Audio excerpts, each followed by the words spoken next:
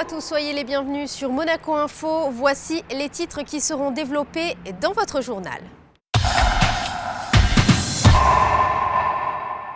En ouverture de cette édition, direction les soldes en principauté. Alexandra Pagny vous parlera de la tendance. Nous reviendrons sur les gestes écologiques à adopter au quotidien. Nous assisterons à la présentation d'un ouvrage consacré à Solange Podel.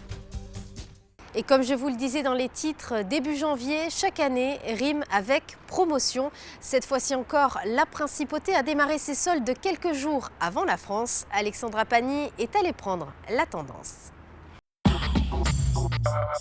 Moins 30, moins 50 et jusqu'à moins 80%, les boutiques de la Principauté affichent clairement la couleur sur leurs vitrines. C'est une tradition après avoir attiré le public pour un shopping de fête de fin d'année. Les marques continuent de faire les yeux doux à leurs fidèles clients en leur proposant d'importantes promotions sur les collections d'hiver. L'occasion pour les consommateurs de profiter de la fin des vacances scolaires pour remplir leur placard à moindre frais et la formule semble toujours séduire. J'ai commencé moi aussi, depuis hier ou avant-hier, oui. Et là, je suis cliente et alors comme je profite de la liquidation du magasin parce que je trouve toujours des choses qui m'intéressent. Et vous préférez rester sur Monaco pour faire vos soldes habituellement Écoutez, en principe, oui, parce que comme je n'ai plus de voiture, alors je préfère rester sur Monaco. Quelquefois, je vais quand même à Menton.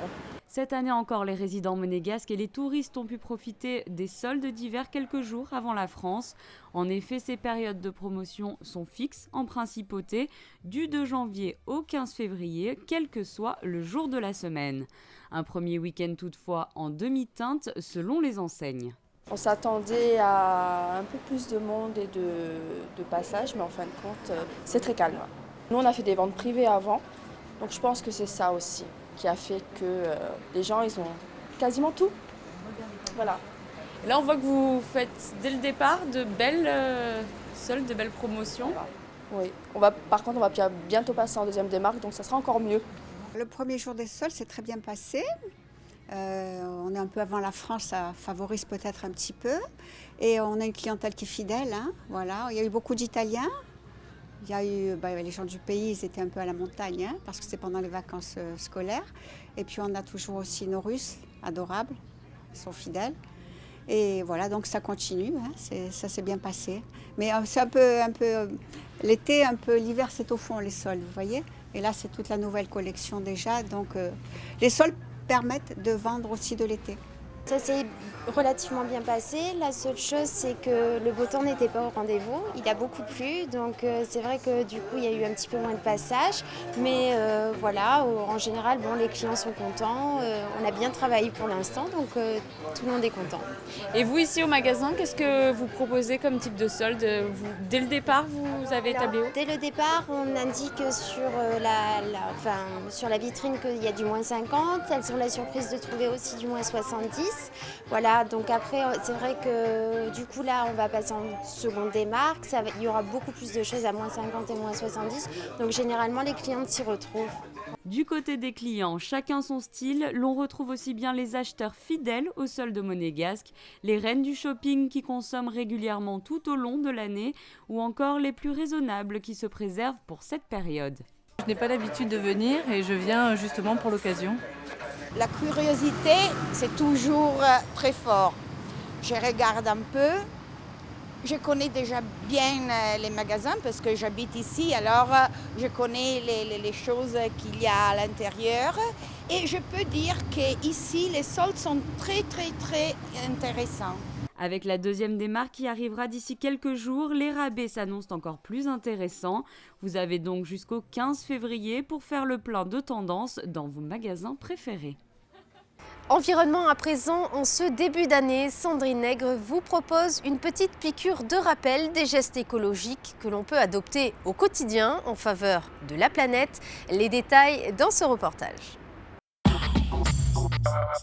Pendant près de 15 jours, les représentants de plus de 180 pays étaient réunis au Bourget pour évoquer l'avenir du climat et par là même celui de notre planète lors de la COP21. Plusieurs engagements ont été pris, dont celui bien sûr de limiter le réchauffement et de réduire la hausse des températures. Sous l'impulsion du souverain, la principauté s'est, elle, engagée pour lutter contre ce réchauffement depuis plusieurs années. Lors de l'été 2015, l'État monégasque publiait un objectif de réduction d'émissions de gaz à effet de serre de 50% à l'horizon 2030, un objectif dans la toute droite lignée de l'engagement de réduction de 30% en 2020 proposé par Monaco pour la deuxième période du protocole de Kyoto. À noter qu'aujourd'hui, la principauté a réduit ses émissions de 13,2% par rapport à l'année 1990.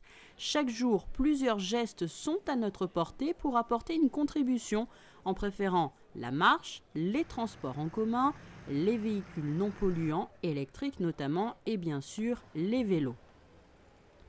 Des actions individuelles qui, si elles sont nombreuses, peuvent bien sûr avoir un impact général. Sachez que la direction de l'environnement a publié la nouvelle édition du bilan des émissions de gaz à effet de serre de l'administration, un second bilan qui a permis notamment de proposer que les émissions de gaz à effet de serre engendrées par les repas servis dans les cantines soient compensées en raison de leur caractère incompressible. Au-delà de la réduction des émissions, vous pouvez lutter contre la pollution en limitant l'utilisation de sacs plastiques. Les sacs à usage unique vont d'ailleurs d'ici la fin du mois disparaître peu à peu à Monaco pour être remplacés par des sacs réutilisables de ce type et biodégradables. Vous pouvez désormais en principauté avoir recours aux fameux doggy bags dans les restaurants. Autre geste simple concernant la consommation d'eau cette fois-ci, préférez les douches au bain. Arrêtez votre robinet lorsque vous vous lavez les dents et limitez aussi l'impact des déchets sur la planète à travers le tri sélectif. De nombreux points sont à votre disposition sur l'ensemble du territoire monégasque. Autre exemple de petits gestes au quotidien à appliquer sans modération, la consommation de papier. N'hésitez pas à imprimer recto verso et si vous le pouvez, évitez l'impression de mail. Et de l'environnement, passons à la culture. Elle s'appelle Solange Podel. Pendant plusieurs années, les clichés de cette photographe ont été exposés en principauté. Aujourd'hui, un ouvrage est consacré à sa carrière. Sandrine Nègre a pu la rencontrer. Nous avons rencontré Solange Podel à l'Hôtel des Ventes qui propose l'ouvrage de Cyriaque Griffon consacré à sa carrière.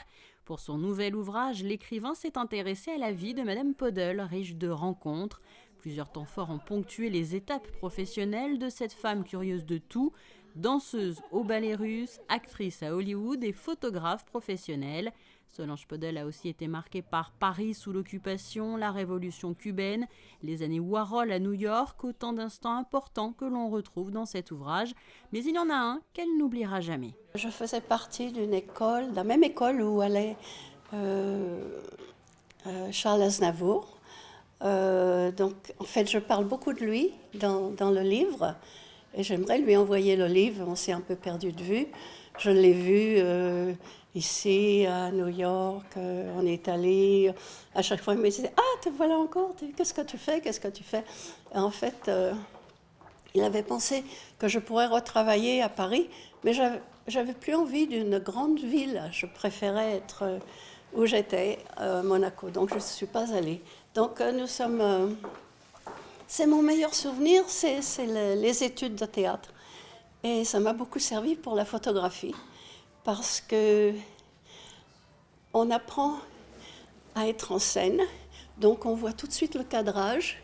Et donc, après, j'ai pris des cours avec Famous Photographers à New York. Et le Richard Avedon disait que j'avais le sens inné du cadrage. C'était grâce au théâtre, c'était grâce aux études. Donc c'est mon meilleur souvenir, les études de ma jeunesse. Oui. Autre instant marquant, son arrivée en principauté. Solange Podel commence à travailler dans les années 70 avec l'Office du tourisme, avant qu'elle ne devienne la DTC que l'on connaît. J'arrivais des États-Unis et j'avais fait un reportage à Cannes du Festival du film en 72. Et donc j'ai photographié la princesse Grace. Et puis j'étais en train de tergiverser si je retournais en Amérique. Et puis bon, vu une certaine partie de ma vie était un peu en train de changer, j'ai décidé de rester en Europe. Et je cherchais où m'attacher, me réattacher. Et c'est en pensant que j'avais fait une belle photo de Son Altesse Sérénissime, je l'ai envoyée au palais et ça lui a beaucoup plu. Et donc je me suis installée ici, j'avais acheté un petit appartement sur le Rocher à l'époque et j'ai adoré. Je me suis vraiment dédiée à la principauté. La princesse Grâce de Monaco a donc énormément compté pour Solange. Plusieurs de ses clichés ont d'ailleurs été proposés lors de l'exposition Les Années Grace Kelly en 2007. Quant au titre de l'ouvrage Mademoiselle Tristram, Solange Podel préfère conserver le secret et inviter les lecteurs à découvrir au fil des pages pourquoi ce titre a été choisi. Et dans le reste de l'actualité monégasque, le Monaco Press Club rendait un hommage particulier aux victimes des attentats de Charlie Hebdo. Il y a un an, la France était frappée par une terrible attaque terroriste. Parmi les victimes se trouvaient 8 membres de la rédaction de Charlie Hebdo, le compositeur Frédéric Laurent, le dessinateur Christian ainsi que plusieurs personnalités de la principauté ont donc souhaité se réunir en leur mémoire.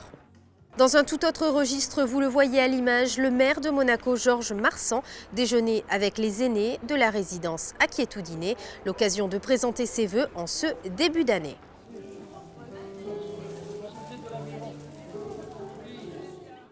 Et avant de nous quitter et de refermer cette édition, voici les tendances météo pour ces prochains jours. Vendredi, un ciel mitigé au programme avec des températures qui iront de 11 à 16 degrés. Samedi, détérioration du temps avec un mercure pratiquement stationnaire à la veille. Dimanche, soleil avec des températures proches des normales.